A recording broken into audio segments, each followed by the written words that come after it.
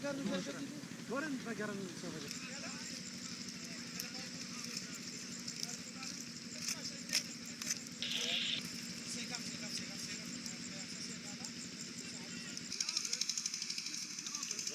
اگر ازدی سرمدید خو چراویتی خنیوارا عیدابا مناسبات با ذکرابا اجبر هفتی و چهار فرمان مره بوین اف ازدی عادت وان وهايا اقريش بروان شهيدة هفتي وشار فرمانايا اما مطالب ما طلب ما ازدياد بيش متى بري خوارني وبري فخوارني وبري تشتاهم كي محاسبه مقصرين وخيانه المكديه بري شن تشتي الدنيا همكي لان متخص هر سال شاغد دكرافت قرا سد سياسات يخاينتي الملة ازدي قريبه حسباندن اما خيانه المكرن ونينا حسباندن ووجوهات كفن بمن الجي خدا امن نذر عزيبن ومن طلبا خو بكن امن الرجايت كم طلبا خودكن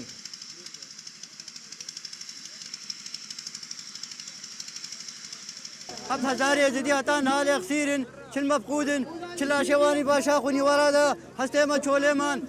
خوشكين مبداك ما هتانها اب هزارة دستي داعش دنا مجتمع دولي مجتمع دولي حقوق الانسان ضمير انسانيه مريا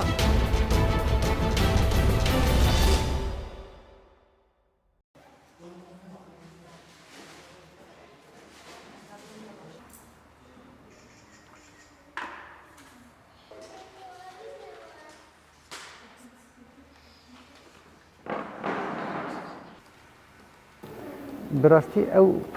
بروجه كي ترباشه والسركوتي وجبر كاركي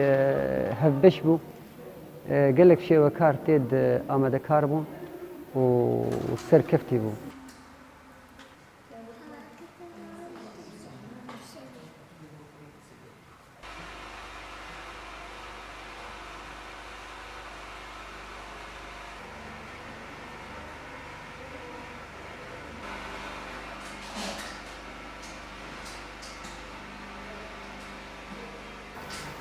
شنگال لەژێر ناوی شنگال دوێنێ ئەم ڕۆسبێ کۆمەڵێک شێوەکار بەشدارن بە کێشانی لەو حەکانیان کە بەشدار دەبن ئایندەی شنگال دیاری دەکەن. بابەتەکانی سەبارەت بە گرتە ڤیدیۆکان و فۆتۆکان پەیوەستن بە دوو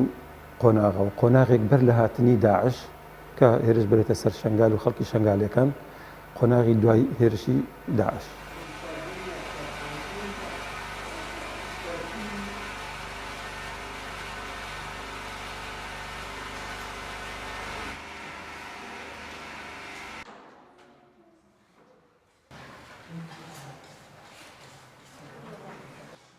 کۆمەڵێک لە 13 کەس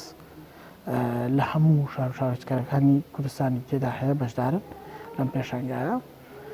هەموو بە تابلۆیەک کە 180 تابلۆەکە تەواو کردو و 120ەکەی دێ لێرە لە بەردەم بینەر کارەکانی تەواو دەکاتن.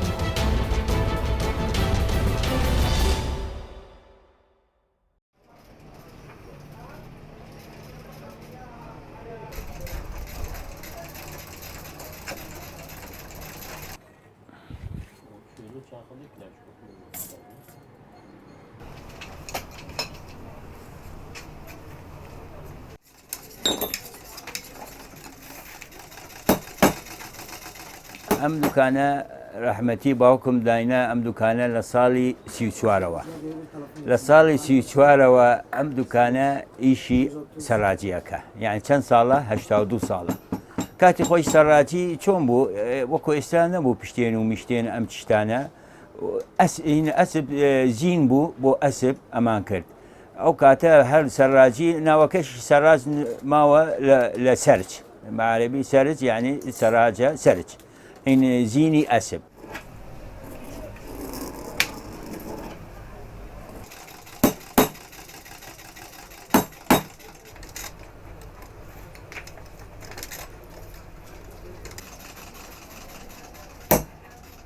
ئێستا چی ئەیکەین پشتێن و ئین پانتۆلۆنە پشتێنین دەمانچەیە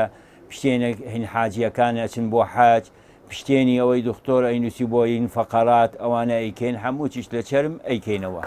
دوایی ئەم ئیشە یعنی وردەواتی زۆرە حاجاتیشی زۆرە دیقەتیشی باش گەرەکەتی ئەبێ خوڵقت درێژ بێ لەم سەنعاتە سەنعاتەکەمان سەنعات كي ورده ابي خلق الدريش بي بوم ايشا استمرار بكي